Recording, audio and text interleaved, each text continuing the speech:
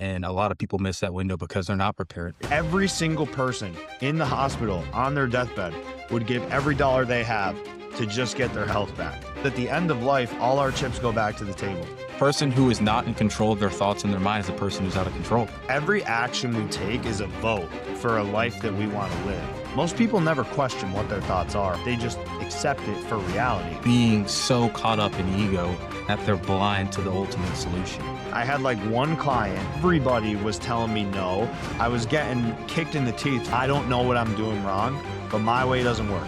And man, that scared me more than anything. Eventually, I had this realization where my business tripled in 2025. What principles would you keep that you believe would guarantee you to eventually be able to help someone win again? When your window of opportunity opens, will you be ready? All right, y'all. Welcome to the Catch Window Podcast. I'm excited for another amazing episode. We got something special for y'all. For those who don't know, the Catch Window Podcast is all about the parallel between business and the sports world, which is my background, and it's actually Mando's background as well, being a football player.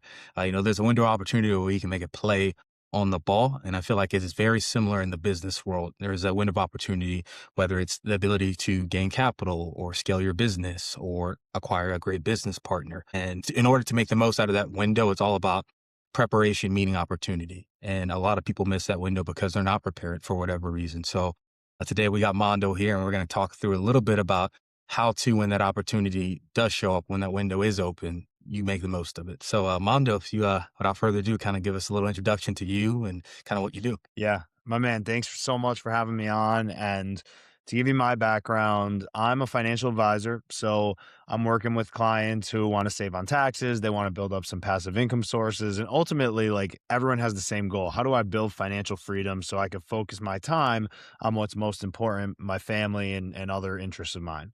So I'm from Scranton, Pennsylvania, up here in Northeast PA. We're about 2 hours north of Philly. And, my background, I've been in this business for 6 years.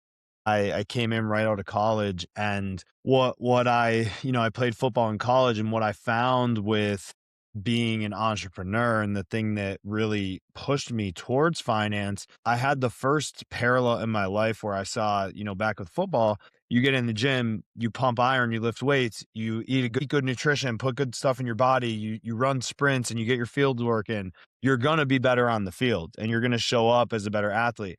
And then with entrepreneurship, I found, man, like what are those things in this? It's showing up on time. It's prepping for your meetings. It's investing in skills so you could learn more about, my craft specifically. How do I do certain financial strategies with people?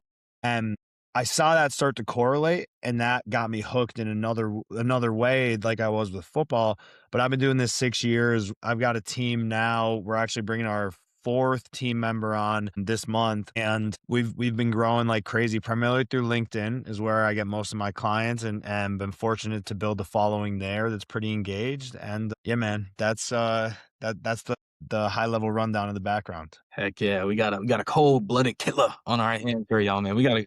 I love a go-getter. I mean, that's I obviously relate to that in a lot of ways. Just I love that mentality. And I think not to dog in any other sport, but I just think former football players, man, it's just, man, I love that gear.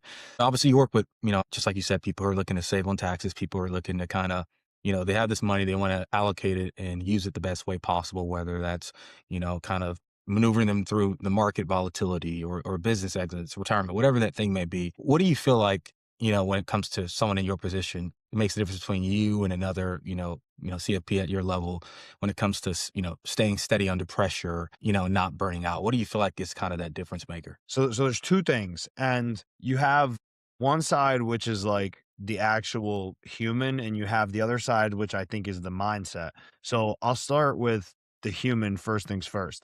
Being out of football now for almost 7 years since I've actually played a down of football, I've kept myself in what I would call pretty close to my playing shape back when I did play. I'm not far off. I was a little bit bigger of a guy when I played. I was a linebacker, so I'm walking around about 200, 205 right now. When I played, I was about 230, 235. But besides the point, I've made it a priority to prioritize my health and fitness. And, to anyone listening, I am working with you right now, Omega, for example, on like dialing that in even further, because everything starts there. If you don't have your health, I don't care how much money you have in an account. I don't care how many commas are there, how many zeros. It doesn't matter, because every single person in the hospital on their deathbed would give every dollar they have to just get their health back. Every single one of them. So I prioritize that first, and how I show up in meetings with clients, it changes my energy. It changes how long I could work through my days and what I could get done, and the productivity that I have, actually what I do get done working longer hours, and it doesn't linger into the next days, right? So proper nutrition, proper working out, like that's massive for me. But then the other side, when you talk about mindset, what I believe separates me from other advisors and my industry as a whole, they do a great job of talking about accumulation. Where should I invest? How do I build up my money? What is it going? How do I grow it? Like how do I make these smart decisions? And honestly, most people are really good at this. But what most advisors don't talk about, which is where I start with every single client of mine, what about the end? Like, am I just trying to build a big account, or am I trying to spend this down to actually create meaning in my life? And what does it do for the people around me? What does it do for my community? What does it do for my family? If it's my church, if it's my friends, if it's whoever, the high school I went to, or whatever you want to do, what meaning is your money bringing? Because at the end of life, all our chips go back to the table. It doesn't matter how much you accumulate when you're on your deathbed. It matters what experiences you create in your life. So we make a point to talk to our clients about, what are we solving for? What is the end? Because if we don't solve for this, then the enough number, you never hit a number that becomes enough. You can always make more. So summing it up, man, prioritize the health and fitness to have more energy and show up more productive and show up better for my clients. And then second, actually connecting the money to the meaning that's important to them. Man, I love that. Wow, I love that.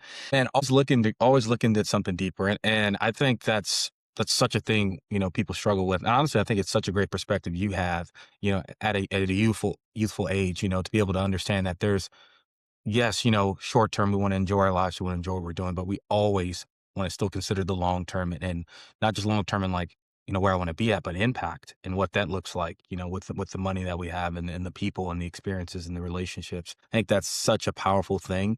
I mean, honestly, I think it's probably a more powerful driver than just wanting money. I mean, when you have people you really love, when you have a community you're giving back to, I mean, I think there's nothing that motivates you more than that, to be in a position to have the capital to be able to do something like that, man. I think that's so powerful.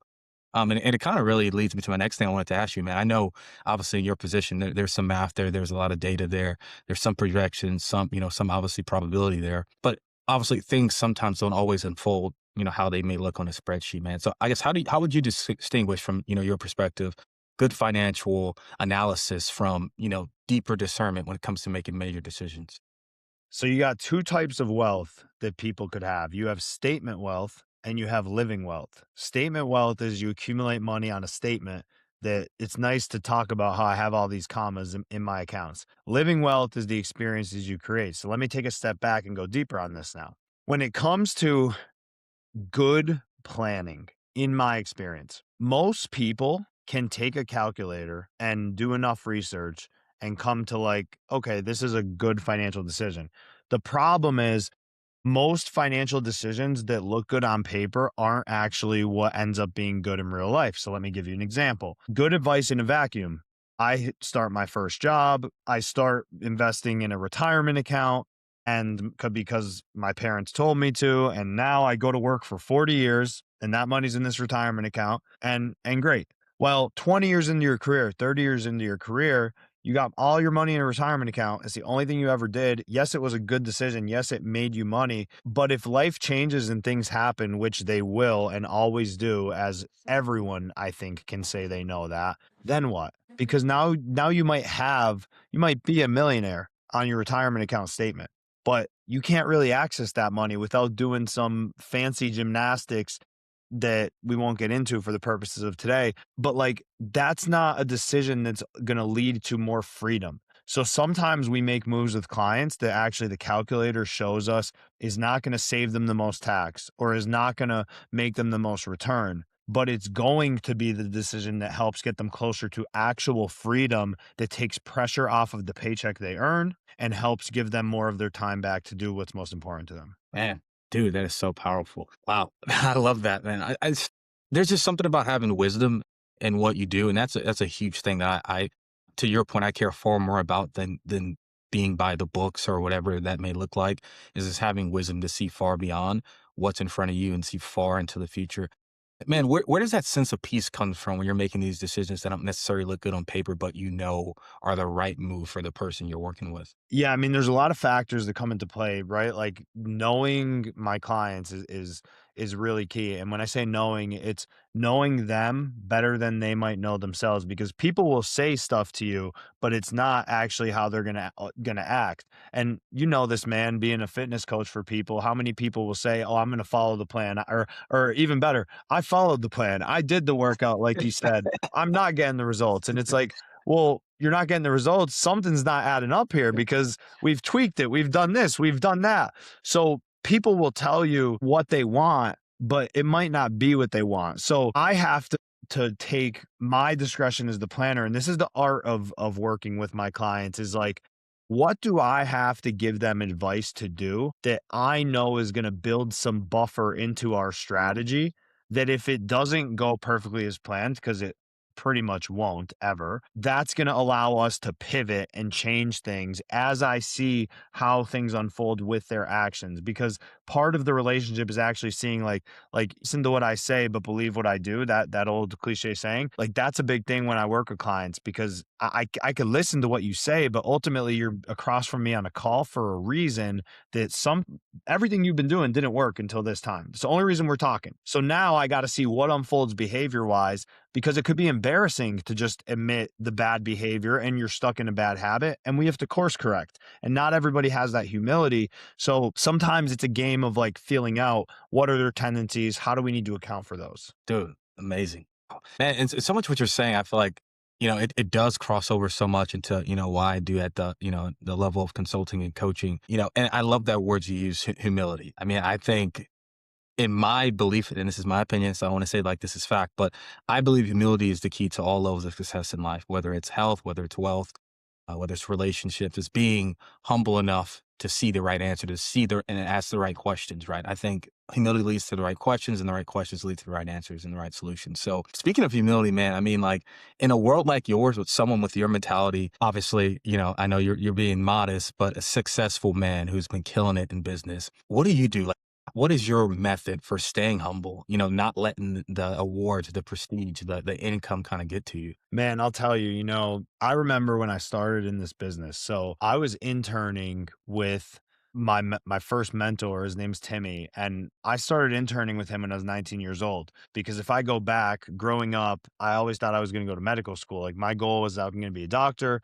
My dad's a family doctor, so like we had a good childhood. We weren't filthy rich, but like Christmas comes around, we get presents, and it's the summer, and we go on a vacation once a year. Like it was a good childhood. So I wanted to be like my dad. And I'm like, he makes good money. People in town love him. We can't go to a restaurant without like 10 people stopping us on the way out anywhere in the town. So I wanted to be my dad. I want to go to med school. I get to college. I'm playing football. I really realized like I didn't enjoy the medical track, but also I was like, I don't know how I'm going to do this with football and I don't enjoy it. Like, yeah, I'm going to focus on football and figure out what I'm doing. But I met Timmy in that process. My dad introduced me to him as I was learning about different careers and interning with him through college. I get to the point when I graduate and start in this business and start my own business. I think I know everything. Cause I'm like, I've been interning in this business since I'm 19. I've been doing this 3 years. I don't need anyone's help. 3 months go by. I had like one client. Everybody was telling me no. I was getting kicked in the teeth, for lack of a better way to put it, month after month after month. And eventually I had this realization where either I was going to be out of business if another 3 months went by like this because I was making no money. And also in the back of my mind, when you grow up as a doctor's kid in a small town, everybody tells you you're daddy's boy and everything's been handed to you. So I'm like, man, maybe they're right. Like, am I like privileged and like enabled and entitled? Like, is that really who I'm becoming? And man, that scared me more than anything. Like, I did not want to be that. So I said, okay, I go to Timmy. I say, Timmy, I don't know what I'm doing wrong, but my way doesn't work. So I need to do things your way. And I remember it like it was yesterday. He said to me, he's like, so let's begin. And then that was the start of just like What do I need to do? What's the process I follow? What questions do I ask people? How do you really take a client from A to Z and really provide value that they had a good experience? Like, it all started there, man. And I started to make some money. And that same year, as I had some savings, everyone around me was like, you hire a coach, you hire a coach. So I hired a business coach for the first time, and it went really well. I was very lucky. Like, first business coach I ever hired was like awesome. His name is Simon, and he was just great. But I have a bias since then that I'm like, if I could swallow my pride to solve a problem that I have and find the person who knows how to solve the problem, I will pay any dollar amount that they charge, because really, the dollar amount they're charging, when you really equate the value to it, it's nearly impossible that I won't get 10x the value really back into my life if I just execute on what they tell me. Man, powerful stuff. Just powerful story all around, man. I mean, so many people sit in your shoes in that way, regardless of background, having that inner, conflict and turmoil of, like, man, do I really got this? Can I really do this? Is this just, is it just because of with the family I come from? Like, can I kind of stick with this? And I think that's a hard pill to swallow. And I'm not saying being humble is easy, for people out there. Like, right, it's a hard thing to do, especially as men, right? We're used to kind of bootstrapping, and then we're going to figure it out on our own. I think that's such a powerful thing to go through something like that. And I think it's a huge part of why people oftentimes miss their window of opportunity. Talking about the catch window, is being so caught up in ego that they're blind to the ultimate solution. Right. They don't have that moment you have of like, man, I've come to the end of myself. This isn't working. I need help. And I think that's the main reason why they usually miss that window. Now, on the flip side, though, obviously, you hired the coach. You've gotten obviously your return. You're growing. You're expanding. What habits or disciplines do you have that kind of help you, for the people out there, that kind of help you keep your sense of worth tied in something bigger than just your portfolio performance or your client expectations? So what drives me more than anything, I'm going to start big picture and come back down from it to the habits and whatnot. But what drives me more than anything is, I believe one of the gifts I have is I can see opportunity where other people don't, and I can create opportunity where there is none. I've found it time and time again in my business and in other areas of my life. So I'm like, man, if I have this gift, seemingly, I better bless others with that and bring other people to where they want to go. And if you just, like, I heard this quote once, man, and it stuck with me forever. If you help enough other people get what they want in life, you're going to automatically end up with what you want. It's that simple. Like, that's the one key to a great life. So for me, the core of like everything I do, it's working on my mental and physical. I'm a big believer in meditation. I've really gotten into this in 2026. It's a habit that I've added, and legitimately has been life changing, like life changing. And so mastering your mind is a big thing. And that, for me, that's meditation. Now, what that really just is, because I think people hear meditation and they get a little intimidated. Meditation is just sitting with your thoughts for an extended period of time, no matter the discomfort, so you could make sense of what you think and why you think it. Most people never question what their thoughts are or why they think them. They just accept it for reality. But if you sit there and you're like, why am I thinking that? It's going to help you think through some things. I can't tell you how many times I meditated. I come out with 3, 4 ideas that literally lead to a meaningful change in my business or personal life that same day. So meditation is one thing. Another thing for me, physical activity. Like, not even just because I'm here talking to you, but like that movement on a daily basis, or more days than not. There is so much that shows, even when you talk about your mental, how that leads to a stronger mindset, better mental health.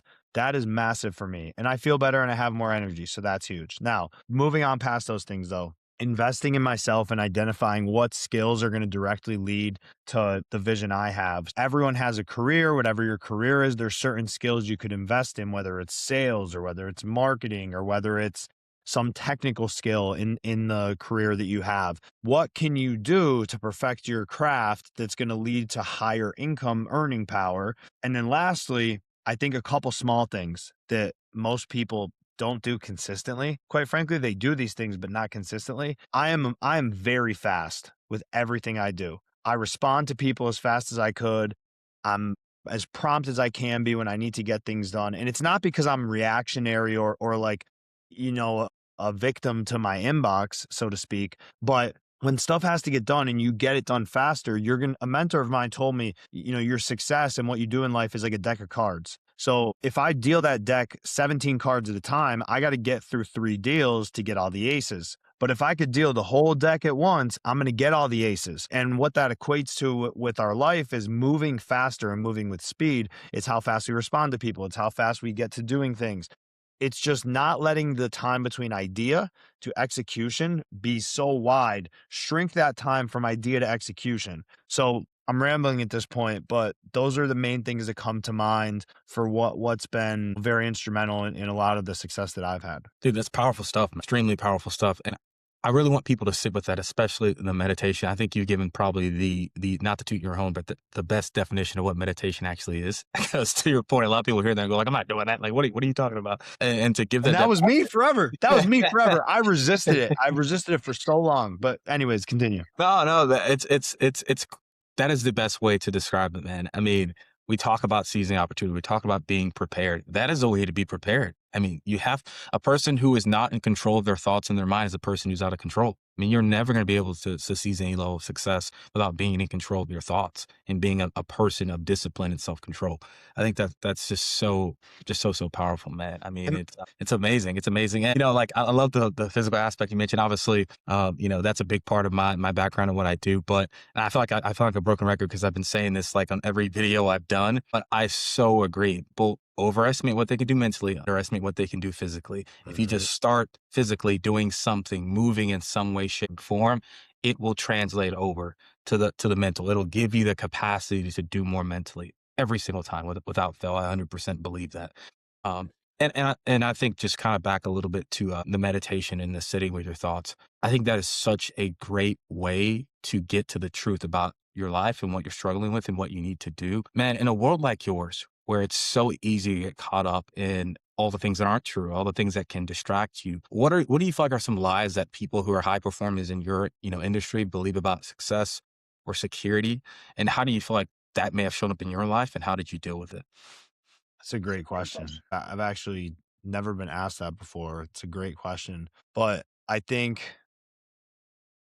many people equate success in general to the award they won or the money in their account or like in business as a financial advisor, the amount of assets they manage or like how wealthy the clients they work with are, whatever arbitrary thing you can insert. I had a coach that I worked with a while ago on some mindset stuff and I was really struggling with like the highs and lows of success at this time. And one of the things she taught me was you have excellence and you have success. And you have to realize excellence and success are 2 very different things. And where I struggled was I was equating my self-worth to success, which I define success as like the award you win, the praise you get from someone else. You're at the top of a leaderboard. You win the game, whatever it might be. Excellence, though, is like, what's the actions I take? Who am I on a daily basis? Like, what am I doing when I wake up and my feet hit that floor? Who am I from the time I get back in that bed at night and my feet are up in the bed? That's excellence. And that's what you control no matter what the successes or the arbitrary things other people want to give you praise for. They don't impact what excellence is. So I think too many people lose sight of that, and really keeping that to my core has been so huge. And one of those things, like we were just talking about fitness, one of those things for me, man, literally is like when I played football in college, we had 5 a.m. workouts and we had 6 a.m. workouts. And I still get up, like you're probably laughing sometimes. You got a text from me like 4:45 a.m. I'm still getting up like 4:30 and I go and I work out because in my mind, I'm like, if I'm the guy that gets up and does this, other people in what I do aren't doing that. And quite frankly, like I want to be with the guy that could be up before the sun and get more done than other people. And like, if I could hold myself to that, I know that I'm going to be able to do anything the rest of my day because the hardest part is out of the way. But I'm building a person that should get the results that someone who does that does. So there's a little bit roundabout, but like, it's like things like that, 100%, man. That's so powerful. I love that, man. It's this, and I'm sure it's been said so many times before, but it's something that I used to tell myself, when I was really big into football and I was training and preparing my body and doing some hard stuff, just like you do. It's something that I'd say, if I'm willing to do the things that no one else will, I will eventually be able to have the things that nobody else can. That's And it, it man. was the biggest thing. I still, just like you, I still live by it, man. It's just, if you're willing to go to a certain level of preparation, there is no task, there is no opportunity that will be too big for you in that moment that you cannot handle. And to what you're saying, I think that is the best way to stay sober, to not get caught up in things, to not get caught up in the lies that come with success or with what you do. I think it's super powerful. And the word that I always think of, and it's something that I believe is ultimately the key to, like I said, whether it's health, wealth, relationship, success, and it's integrity. It's that ability, like you said, to work at a certain level and have a particular set of actions that you follow, regardless of how you feel, regardless of how early in the morning it is. I'm going to do this, this, and this because this is what is required. This is what's correct in order for me to get what I want. What does integrity mean for you, and how has that shown up for you in your level of success, especially in the world of, financial planning? So if we simplify things all the way down, every action we take is a vote for a life that we want to live. Like if you literally just think of like a little vote going in a ballot box, and in Yeah. front of you are all these ballot boxes of like the lives that you could live and the paths you could go down. Everything we do, the food we eat, how hard we work out, the people that we choose to associate with, the media we choose to consume, where we decide to spend our time, all of these things are a vote for the life that we will live. And I think most people don't think in that way. They don't understand that every action does actually impact your life and is impacting your life in that moment, every minute after that. If more people did, I think they make a lot more good decisions for themselves. But integrity to me is like, am I voting the way I want to be voting?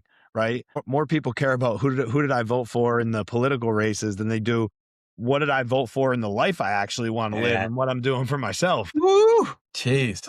Lord of mercy. Wow. God.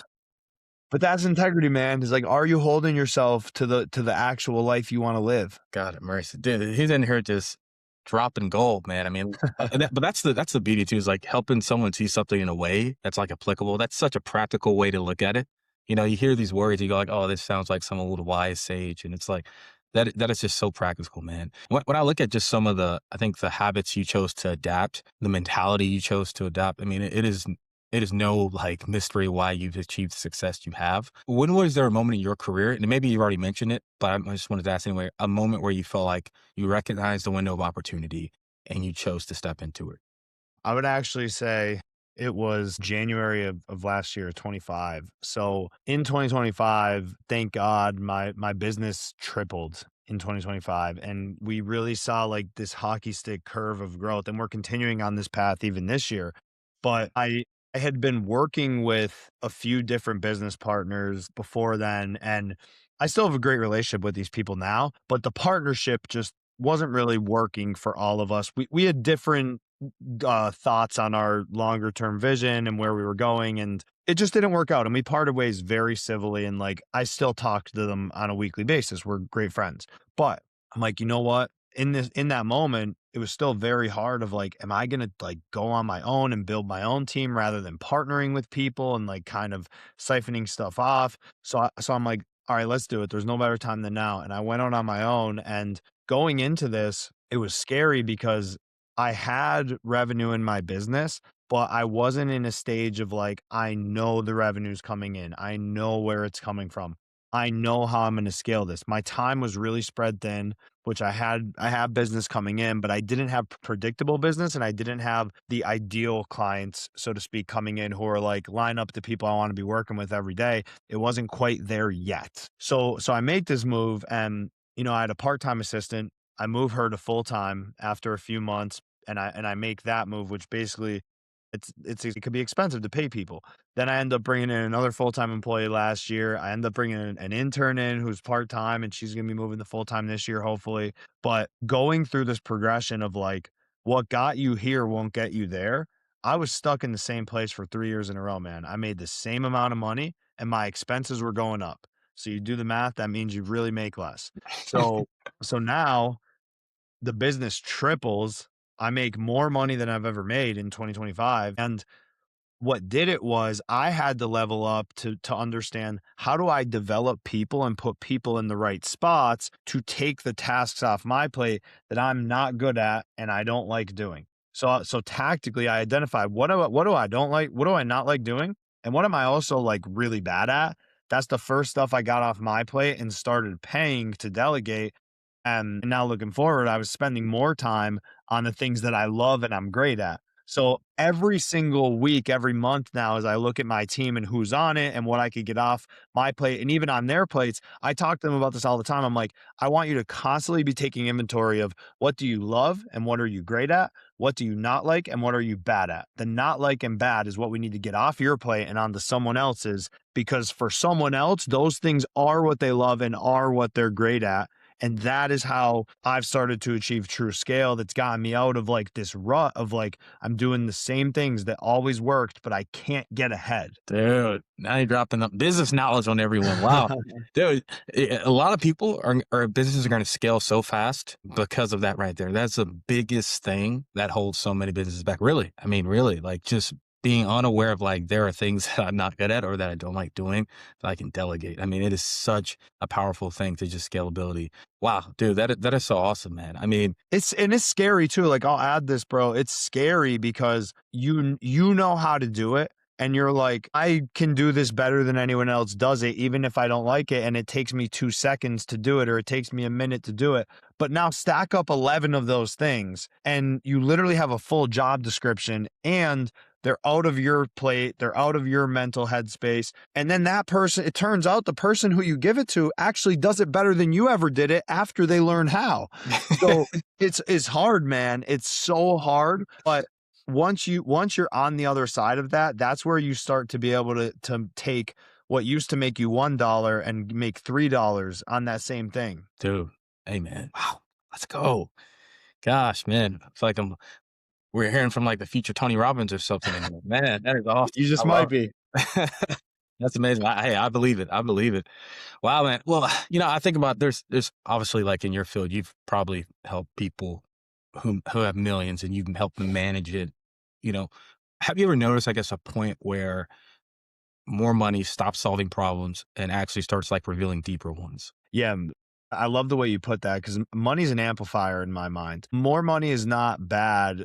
The greed of money is what ruins people. Like if you're greedy, or if you don't have your priorities aligned, like it's just going to reveal more of who you are. So with people, that's why I preach so much along the journey as you're climbing the mountain of building wealth. You have to understand, what are you accumulating it for and how are you using it? Because if you just hoard money, there's a problem with many millionaires where they have built habits that are good habits. Save money, invest it, don't get rid of it, keep it in your investments, don't sell in a down market, all this stuff. They've built these great habits, but what happens is you end up hoarding your money. So you accumulate all these millions and you don't bless people around you, which leads to problems in your life. You don't want to, your 14-year-old kid is getting into basketball and he wants the new pair of J's that just came out, and you won't buy him the $250 pair of shoes because that's too much money. Meanwhile, you got $3 million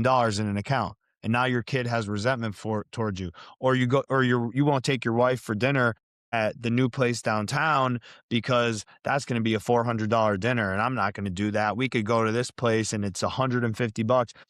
Little thing, not that money is everything, because it's not everything, but money's the vessel to create experiences for the people who are most important to us. Mm. And you have to make the money have meaning. I've said it a few times today, but when money makes people worse, or when it reveals the negative side of things, I have found it's because they value the number on the statement more than they value the relationship and experiences in their life. Whoa, God have mercy, dude.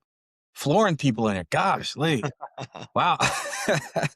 Dude, jeez. But gosh, Lee. I guess dudes in there just dropping gems. What do you feel like is the biggest, because there's people out there that are like, okay, yeah, it's easy for you to say because you got all this money, right? What is the biggest misconception you feel like people have about wealth and what they think it'll fix in their life? Yeah, well, first off, I think it's like defining what it is. And this starts with your paycheck. It's how you manage your paycheck, and if you're a business owner, it's just the income that comes in. But like Really, there's three numbers everybody needs to know. I was just talking to a client of mine an hour ago about this. They just started working with us, and they feel like they are actually earn a good living. They make over $300,000 a year. They're not even 30 years old. Like that's good money for not even being 30 years old. And they're like, man, we make money that if you told us we were going to make this when we were coming out of high school, coming out of college, we would have said that we were filthy rich and we never would have had an issue, but we can't get off this treadmill. And I said, look, it's not that you guys have anything wrong with you, because the financial industry's solve to actual money problems, it's to create a budget, okay, which does not work. And I'll explain why. I create a budget. I get out this Excel sheet, or maybe I use one of these apps that there are today, and I put all these numbers on the page. And now I'm like, okay, here's my budget. Let's go. I'm going to do this. One thing changes and one thing happens, and the budget's out the window. So now people feel defeated. And by the way, I made this budget and I told myself everything that's wrong with me and why I'm not enough and what I need to cut down and live in scarcity. Like that mindset just teaches you to live in scarcity. The thing that you need to fix is the structure. So let's talk about the structure most people live with financially. I make a paycheck. It goes to my checking account, which is where I pay my bills. I pay for gas and groceries and whatever it is to live my life, and I have some fun. Finally, in that same account, I have some money left over. Maybe I could save a couple $100 a month or whatever. I have to make a choice to save that money and move it. There's an action in place there. If I don't, it's left in that account where my default is to spend, because Instagram ads are in my face. I sneeze and something just got bought on Prime from my TV. And then apparently everyone wants me to sponsor their golf tournament. Like this is just the reality we live in. And it's funny, but in all seriousness, like we are living on default to spend. The solve, we got to take the paycheck and then our consumption, and we need to separate the two. So what we do with clients is this, and this is the first step to freedom when it comes to building wealth. If I could take that paycheck and instead of hitting a spending environment, which is a checking account, which is designed to spend money, literally, that paycheck hits an account. We call it a reservoir, but it's just a separate holding account that's not at the same bank as the checking account. That's all that it is. So the money goes there first. I then have automation from that reservoir to my checking that is what my spending is per month. So if that's $5,000 a month, if it's $10,000 a month, if it's $15,000 a month, depending on what your income is and where you are, I'm going to automate that. So when my paycheck rises, everybody typically makes more money as time goes on. I get a raise at work, my business grows, whatever it is. That new earning is now saved in that reservoir by default. Not to say I shouldn't increase how much I spend, but it shouldn't be my whole paycheck. And the default should be to build wealth. The money's not going to stay in the reservoir. We're going to allocate that and do smart things, but it won't get spent being there because I only spend in the spending environment. So now what happens is if I had a curve and my income goes up at a certain percentage over my career and it's going to the checking, my consumption is going to go up at the same percentage. If I separate the two, my consumption is now going to slow down just subconsciously. And now I could start to take the difference, take control of my financial life, because I'm not living on the next paycheck coming in. I'm starting to create more of a gap between the earning power and the spending I do, which leads to freedom eventually, because those things could create other income sources and other investments, but you have clarity and you have control rather than being a victim to the rest of the world. Dude, talk about the power structure. I mean, like, that's obviously such a big part of, what I preach and what I'm about. And it's part of the reason why I even started these conversations is people undervalue that and they think they need another doohickey or another thing or something crazy. And it's oftentimes the simplest, most organized fixes that produce the greatest change. I mean, it's such a powerful thing when we talk about opportunity, being ready, or preparation, right? So when that opportunity comes, you can seize it. It's all about your structures and systems, right? I even like the way you said it, like it leads to freedom eventually. That's all about when that window opens, like being ready because you've had this system and structure in place. And it's repetitive. You've been doing it and now you're consistent with it. You build habits. I love it, man. I think it's everything. I mean, obviously you work with people. You've been in rooms, you rubbed elbows with people who make all kinds of money and have seen all kinds of money. And obviously investments is a big part of that. I guess if, as you've been an ear in some of these rooms, what are some of these things people, I guess, wish they would have invested more in that had nothing to do with money?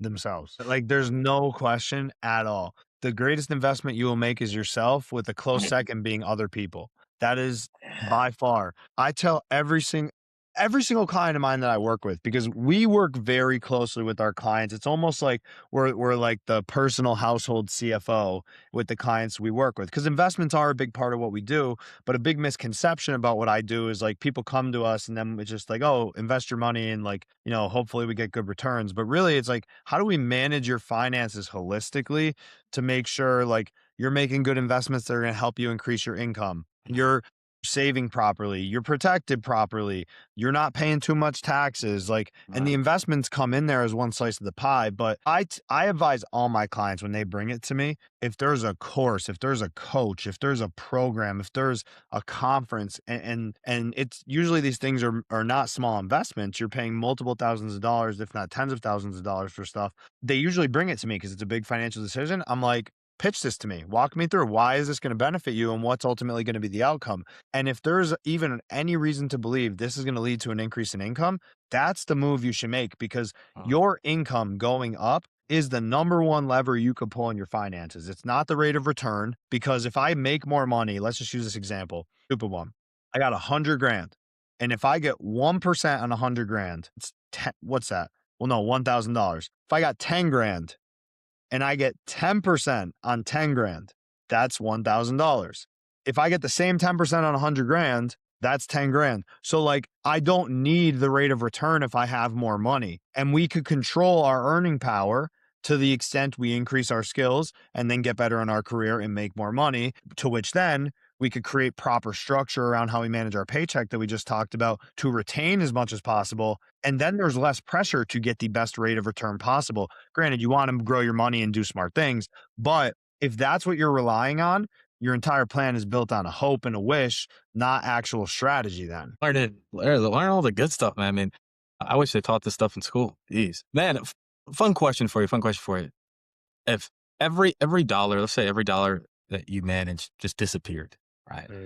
And you had to start completely over from scratch, from zero, what principles would you keep that you believe would guarantee you to eventually be able to help someone win again or get back to wherever you're at? So my business primarily has been built by brand. So even just like for the example's sake, let's just say hypothetically, like I lost all my brand and like where I was with that, and I couldn't really tap into that, just for the fun of the example. I've been like, I call myself a recovering analytical, and I've really reverse engineered how I've even built influence I have. Fortunately, with LinkedIn, I have almost 50,000 followers. I get over 1 million views a month at this point. But like, what led to that? And when I really boil it down, you think about influence. What is influence and how do I develop it? Too many people think influence is the number of followers I have, is the impressions I get. And it's like, how do I make the viral content? How do I grow this following so I could have influence?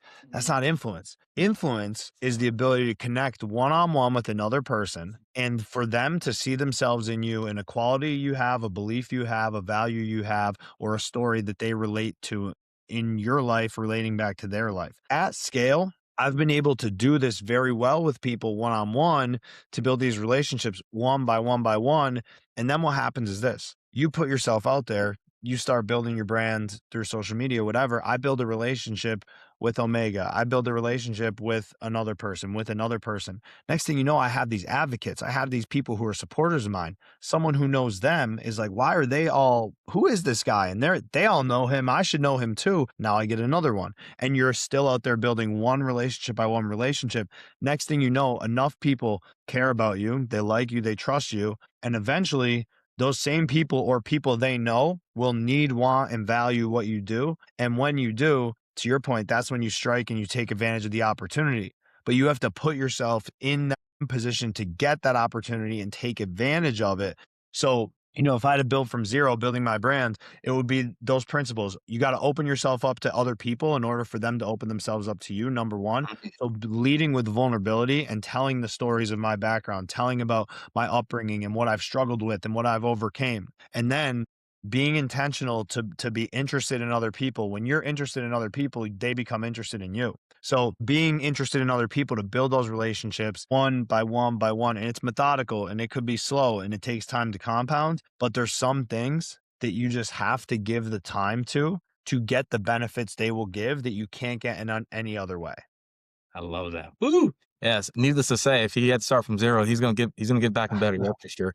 Man, that's awesome. Well, we talk about the opportunity and that window, right? Hopefully, at this point, the viewers, listeners understand that what the window is and how to actually seize it and how to be prepared. But if there's one thing you could leave them with, what would you say matters in the long run, and what do they need to be intentional about pursuing so when that catch window is there, they can seize it, and even better, they can widen that window of opportunity? Life is not always fair, but there's only certain things that we could control. I think life isn't fair in like what deck of cards are we dealt, right? For me, I grew up in a small town and I was in a probably upper middle class household with good parents. I was dealt a better deck than most people. For every person that was dealt a relatively positive deck like me, you also got the people who are billionaires that have the kids that end up being burnouts and do nothing with their life and completely are just like, atrocious in the family's eyes as far as what they do for themselves. So whether that's you or you grew up with nothing, like there's the extreme in the other direction. I grew up with nothing and had to literally build from zero connections, zero money, zero head start on anything. Every single circumstance you are in, there's there's some hand that you're dealt from the deck. What you do after that, there's actions we all can control. And no matter where you are, there's advantages. Alex Hormozy says in life and in business, you use what you got. It's the number one rule. Use what you got. So if I started from zero, well, I'm at rock bottom. There's nowhere I could go back to. And I've got the power of broke. There's a good book by Damon John, Power of Broke. I've got the power of broke. So there's nothing behind me. I could take risks and do things that people ahead of me just can't do. So wherever I am, I need to use what I have. I need to make sure that I'm controlling the things I can control. And if I can control what I can control, ultimately, I'm going to be able to seize as much opportunity as I can when it's presented to me. You got amazing advice, brother. Amazing advice, man. If someone just wanted to follow along with you, if they wanted to contact you, work with you, where can they do that? LinkedIn will be the best place. I'm most active there. I post every day at 8 Eastern time. I'm also getting started on YouTube. So, we're recording this here on March 4th. Probably middle of the month, end of the month, I'll be getting my first videos uploaded there. But we're hitting that hard. So we'll be doing a video a week on YouTube starting sometime in March. And that'll be, going out in perpetuity because it's all about the habits. We got to stick to consistency. But LinkedIn, YouTube, those will be two best places. Let's go. Awesome. Awesome. I love it.